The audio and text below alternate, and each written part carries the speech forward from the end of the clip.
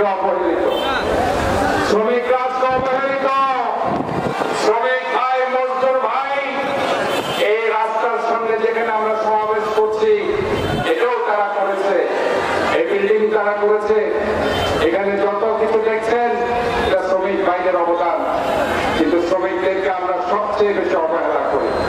সংগ্রামী সমাবেশ আজকে আমরা দেখতে পাচ্ছি প্রচন্ড দাবদাহ, তাপমাত্রা 42 ডিগ্রি সেলসিয়াসের উপরে চলে গেছে। আমরা আমাদের হাসি পাই যখন দেখি বাংলাদেশের ইতিহাসে সর্বোচ্চ বিদ্যুৎ উৎপাদন হয় 16,477 মেগাওয়াট বিদ্যুৎ উৎপাদন হয়েছে, কিন্তু বাংলাদেশের ইতিহাসে সবচেয়ে বেশি লোডশেডিং হয়েছে। এটা হচ্ছে আজকে বাংলাদেশের অবস্থা।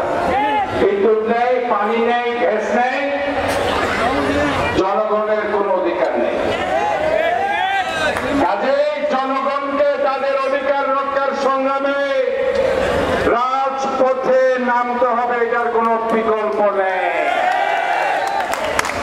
আমরা আজকের এই শ্রমিক সমাবেশ থেকে ঘোষণা করছি, শ্রমিকদের অধিকার, মৌলিক অধিকার, গণতান্ত্রিক অধিকার রক্ষার সংগ্রামে বিএনপি আপনাদের পাশে আছে, থাকবে।